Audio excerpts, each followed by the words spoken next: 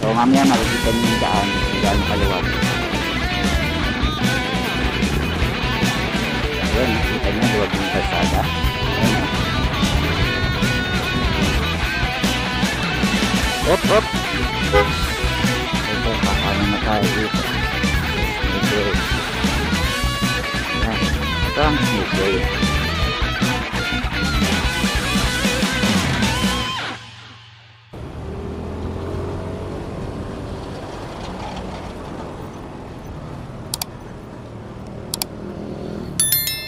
Ay, kala ko kakaliwa siya. Kumusta mga boss? So, babiyahe ulit ako ng Masantol. This time, ibang ruta naman yung dadaanan ko. So, instead na mag-MacArthur Highway ako, dito na ako dadaan sa looban, mga municipal road tsaka barrier road. Para makaiwas tayo sa traffic sa highway at doon sa ginagawang daan. Tara, biyahe na tayo.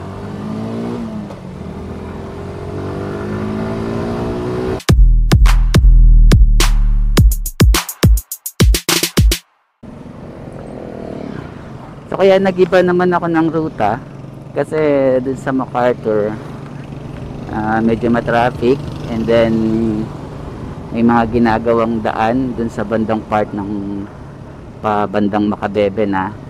So dito na ako dumaan. So dadaan ako ng Minalin ulit. Kasi dito hindi ganong matraffic. So mamaya makikita nyo yung daan kung gaano kaluwag. So maganda rin yung view.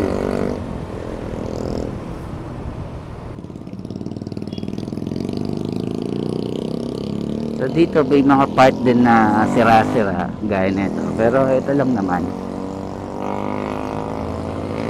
Yung banda dun kasi malapit sa Minalin. Dun malapit dun sa arko ng Minalin. Nagawa na. So okay nang dumaan dito. So last time kasi akala ko hindi pa gawa yung mga daan dito, kaya hindi ako dito dumadaan. Yan ang pauwi ako, tinry ko daanan. So maganda na, passable na. May mga part pa rin na ginagawa, pero okay naman yung alsada, saka walang traffic. Itong part na to, bagong gawa tong kalsada na to. Ayan, malapit sa arko ng Minalin.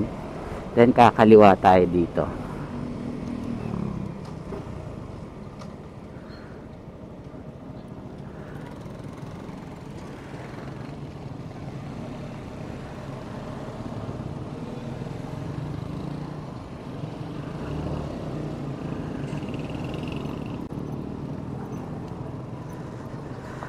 Okay, dito na.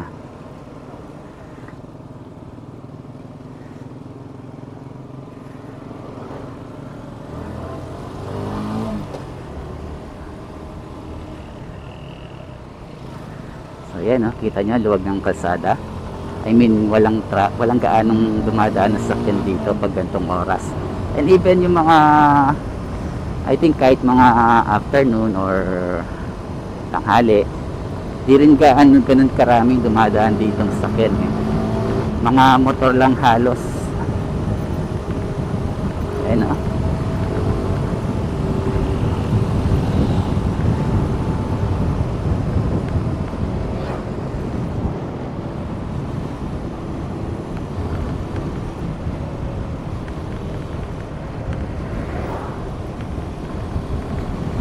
Ang ganda ng view. I think mga palaisdaan tong dito sa side. Ang ganda ng araw. At dito hindi nakatutok sa atin yung araw, no, pag biyahe tayo. Hindi kagaya last time sa MacArthur Highway, talagang nasa gitna natin eh. Hindi nga nasa gilid, so hindi tayo masyadong masisilaw.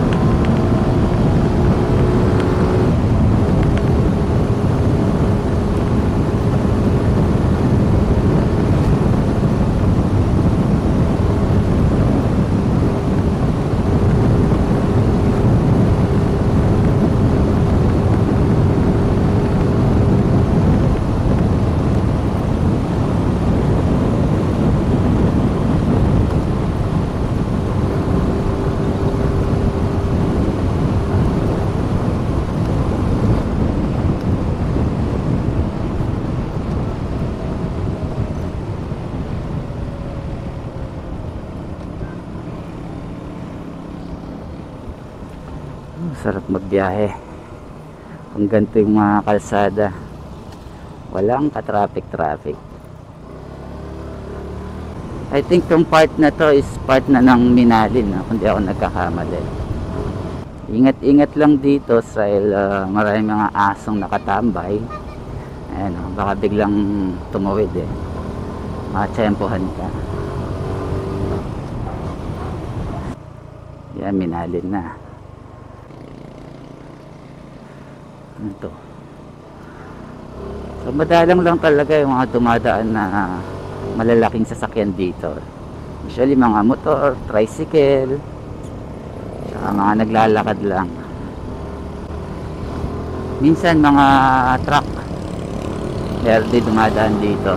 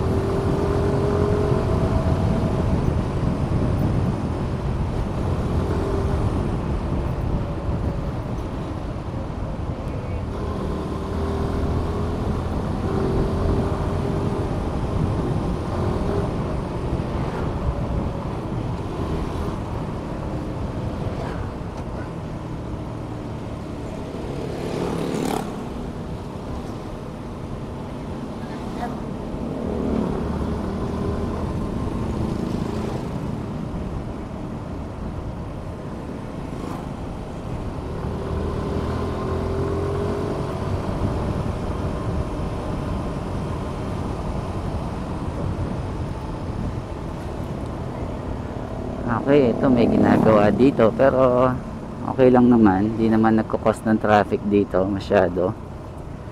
Ayan, di ba? Wala ka namang kasalubong.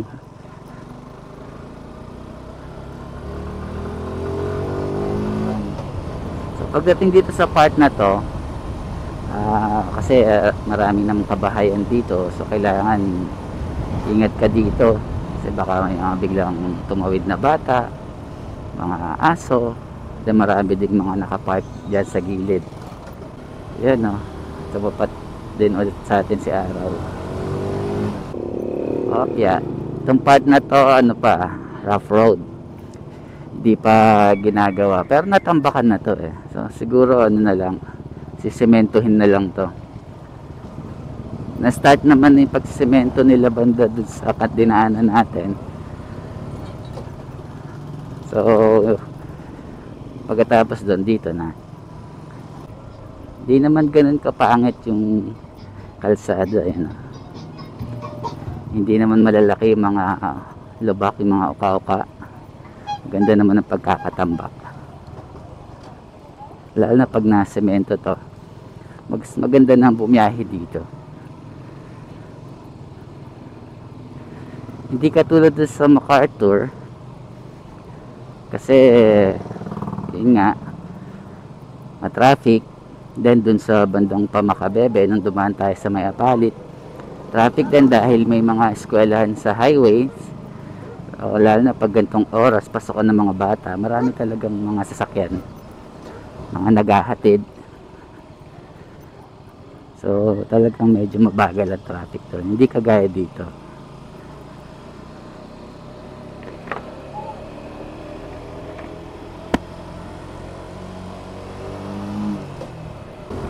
So itong area na to, Makabebe na to, diba? Mas mabilis tayo nakarating ng Makabebe.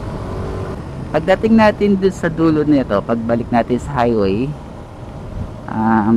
hindi na ako dadaan ng Makabebe Plaza kasi yung destination ko ngayon dun siya sa may dike.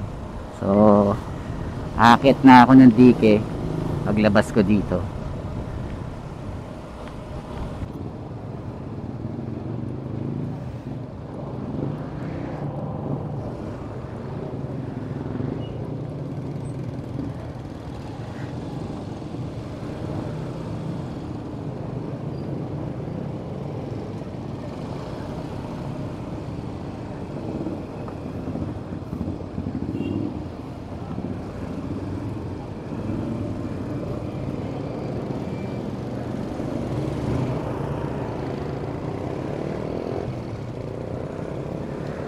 Okay, dito tayo, kaliwa. Okay, dito na. Kakanan na ako dito, papunta ng Dike. So, Barrio Road tong dadaanan natin. Dire-diretso to, paakyat ng Dike. So, madalas ko din to dinadaanan. Dahil na dati nung mga kasagsagan ng tag-ulan, so ginagawa yung mga daan, tsaka matindi pa yung traffic sa Apalit, dito ako dumadaan para makaiwas.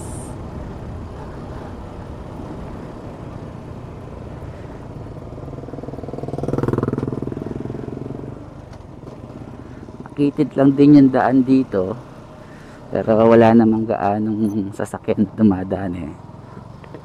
Puro motor, tricycle lang din ang mga makakasabayan mo dito. Ay, ito na yung Dike. Akita tayo ng Dike. Then kakanan tayo papunta ng Masantol. Itong dinaanan natin, part ng Apalit to. Yan. Ito ang Dike. So may part dito sa Dike na parte na ng Bulacan, gaya nito. San Miguel, Bulacan. San Miguel, Kalumpit, Bulacan. So ito, Bulacan to. Ayan. Isa sa marami dito, humps.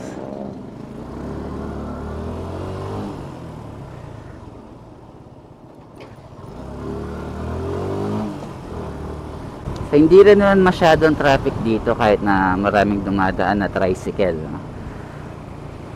Mas pabilis pa rin naman yung traffic. Saka maliliit lang naman din yung mga sasakyan na dumadaan dito. Yun nga lang, marami din kasing obstruction sa gilid eh. Mga nakapark na sasakyan, tricycle, motor, hindi ayos yung pagkakapark.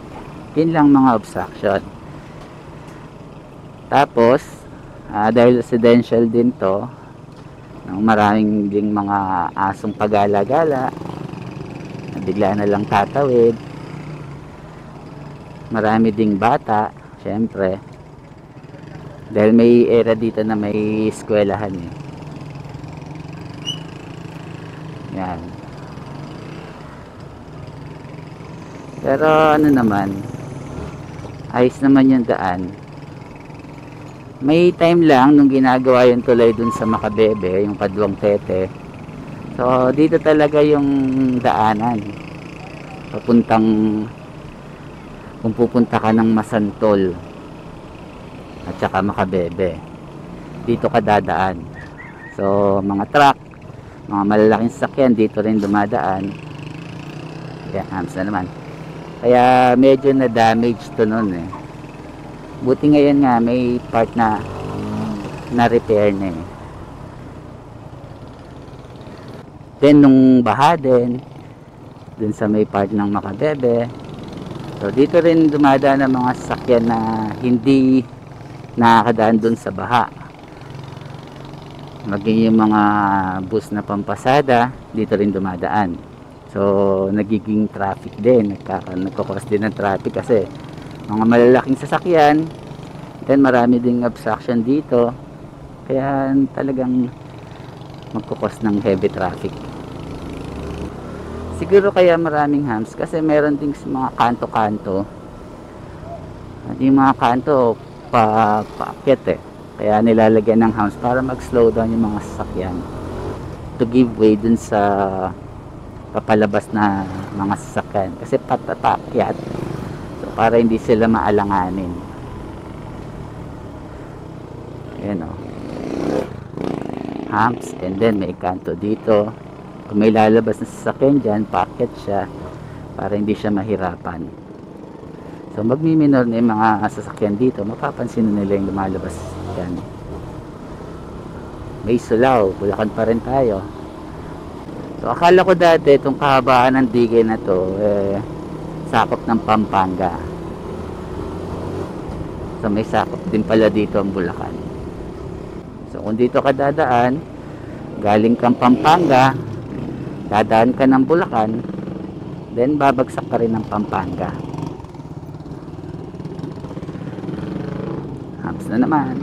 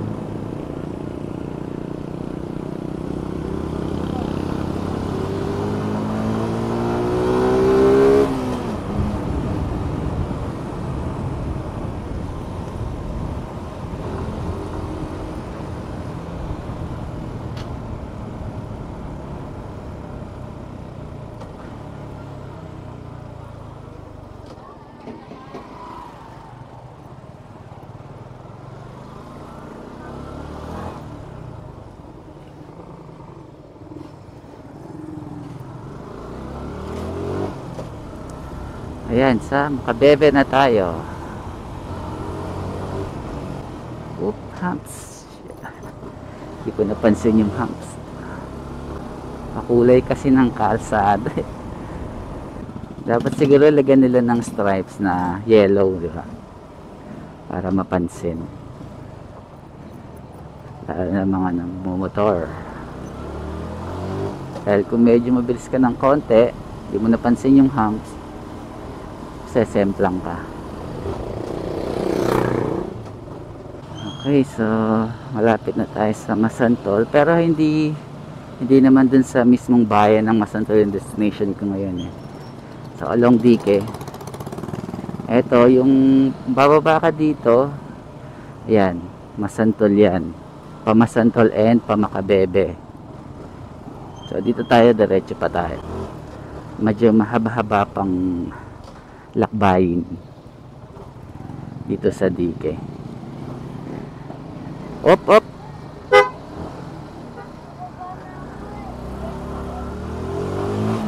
Muntik na yung bata.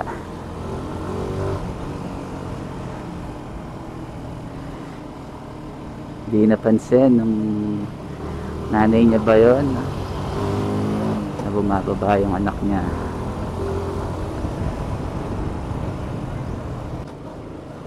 So ayan, Masantol na tayo. Ito na yung arko ng Masantol dito sa Dike.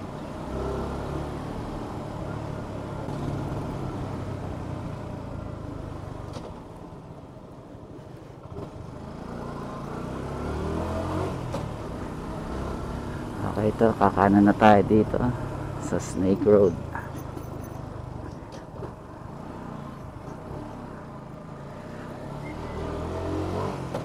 Ayan, ito ang Snake Road.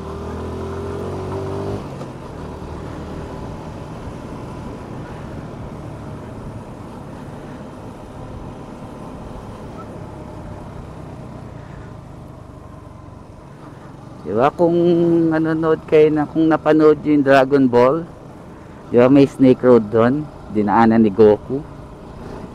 So parang ganito.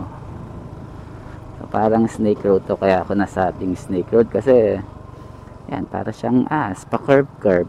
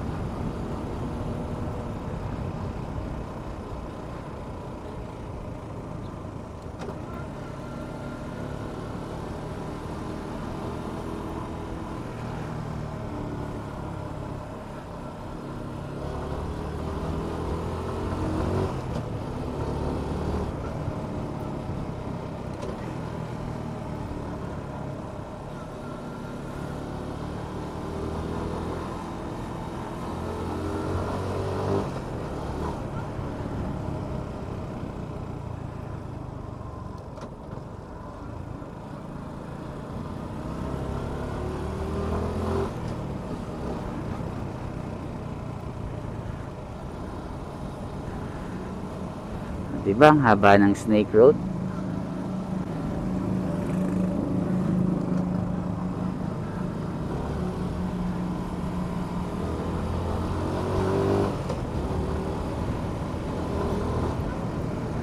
So, nakakalahati na tayo bago tayo makarating sa destination natin. Pwede kang bumangking-banking. Kaya lang, ingat-ingat lang dahil baka mag-overshoot ka, mauhulog ka dyan. Yung mga nasa side na yan is palaisdaan yung mga yan.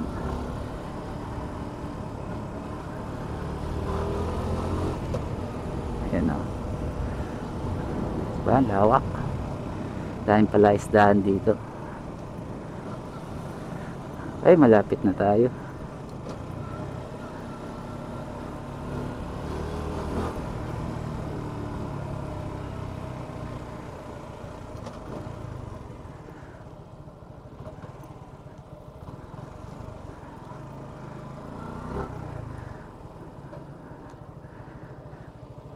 Okay. Tayo.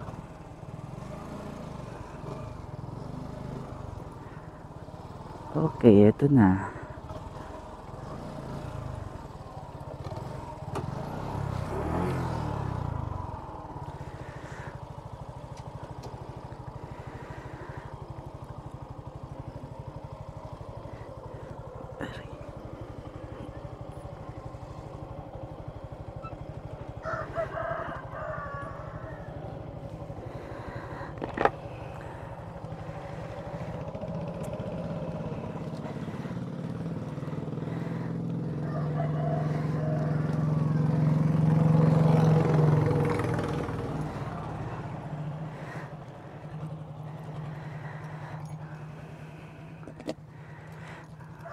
Okay, so andito na ako sa destination ko. Pupunta ako doon sa eskwela doon. And ay, sana nag-enjoy kayo sa Snake Road mga boss. So dito ko natatapusin vlog dahil magtatrabaho na ako. Ay. Till next time mga boss. See you on my next video.